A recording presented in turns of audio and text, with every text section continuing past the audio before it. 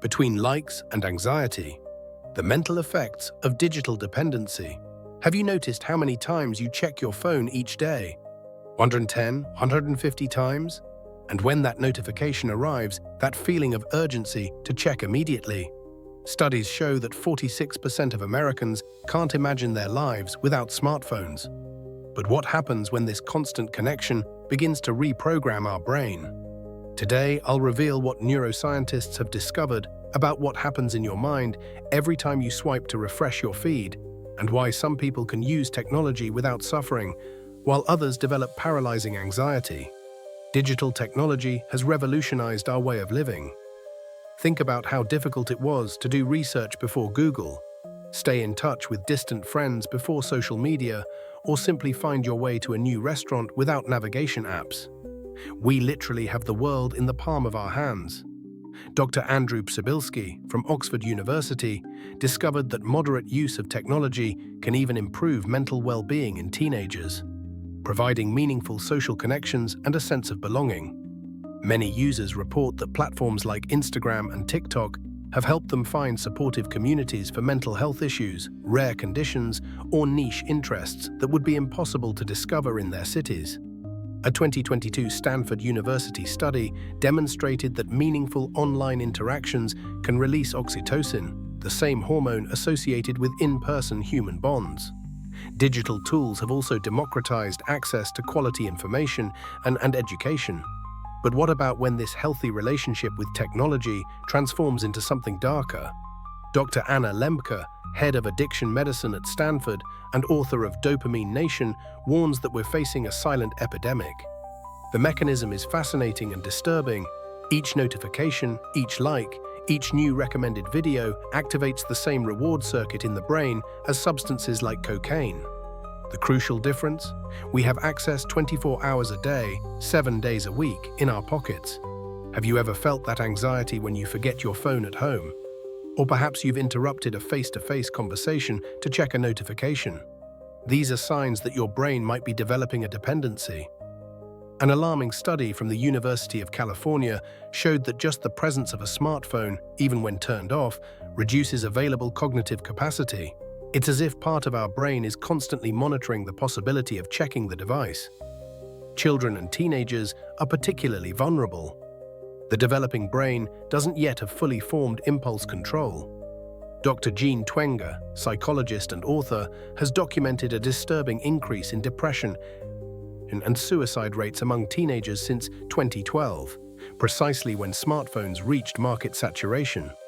Social media platforms, designed to maximize engagement, exploit our deepest psychological vulnerabilities. But what makes some people more susceptible to digital dependency than others?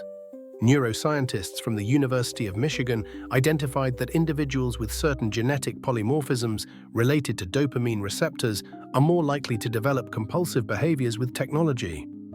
However, environmental factors such as stress, loneliness, and trauma also play a fundamental role in this complex equation.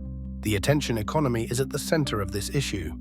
As Tristan Harris, former Google ethical designer and co-founder of the Center for Humane Technology, warned, "If you're not paying for the product, you are the product." Every minute we spend on digital platforms generates data that feeds increasingly sophisticated algorithms specifically designed to keep us engaged for as long as possible. The phenomenon known as FOMO, fear of missing out, fuels cycles of compulsive checking. Algorithms exploit our natural tendency towards social comparison, often leaving us with feelings of inadequacy. Many report opening apps without specific intention, just out of habit, a behavior known as zombie browsing that can consume hours of our day without us realizing it. The impacts on mental health are significant. A 2021 study published in the Journal of Affective Disorders found a direct correlation between screen time and symptoms of anxiety and depression. Constant exposure to feeds artificially curated to show perfect lives distorts our perception of reality.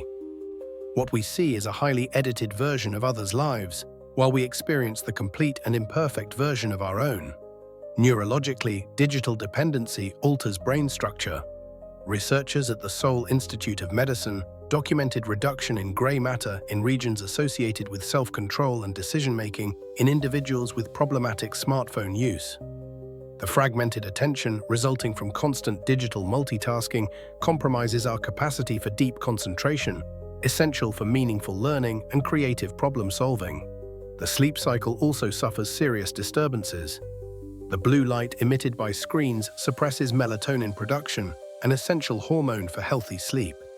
Dr. Matthew Walker, neuroscientist and author of Why We Sleep, warns that the modern insomnia epidemic is directly related to device use before bedtime, creating a vicious cycle where sleep deprivation increases vulnerability to anxiety. Intimate relationships are equally affected.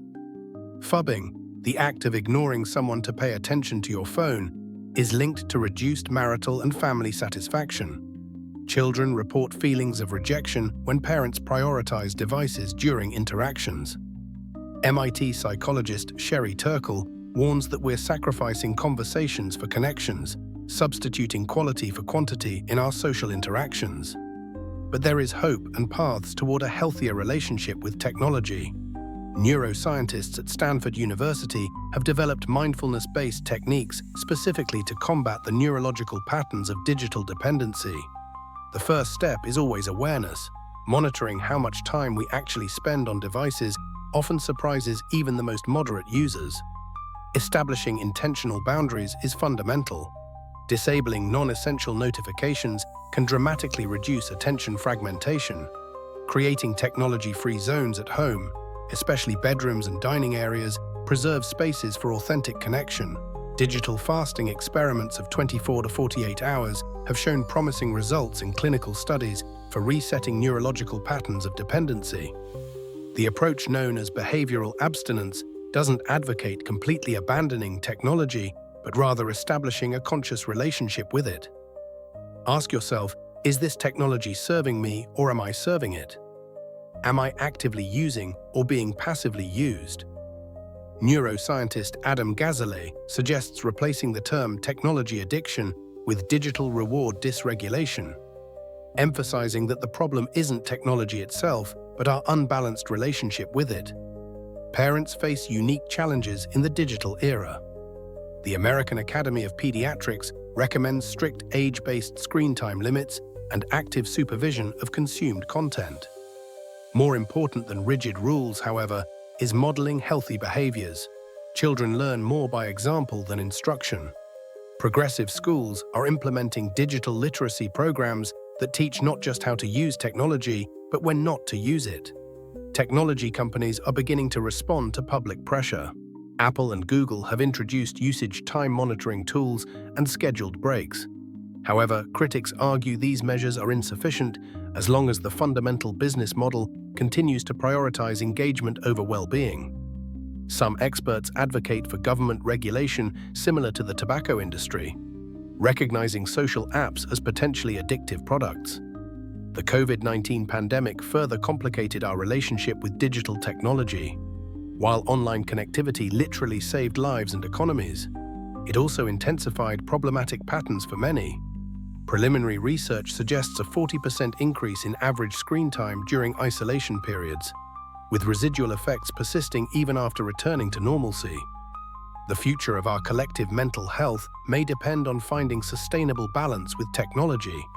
As neuroscientist Cal Newport puts it, it's not about rejecting innovation, but about reclaiming our autonomy over how technology serves our lives, not the other way around. The technological revolution has brought incalculable benefits, but like any powerful tool, requires wisdom in its use. Perhaps the crucial question isn't whether digital technology is good or bad for our mental health. Clearly, it can be both. The more important question is, are we consciously using these tools to enrich our lives and relationships, or have we become passive instruments of algorithms designed to monetize our attention? The answer will likely determine not just our individual well-being, but the future of our connected society. So, did you make it this far without checking your phone? If you identified with something I mentioned today, I want to invite you to a small experiment. For the next 3 days, try disabling non-essential notifications and observe how you feel. Leave your experience in the comments. This channel is dedicated to exploring the intersection between technology and mental health, so subscribe for more content that can literally transform your relationship with the digital world. Hit the bell to be notified about our upcoming videos. This is a notification that's actually worth it. And if this content was helpful, share it with someone who might be facing similar challenges. Together, we can build a healthier relationship with technology.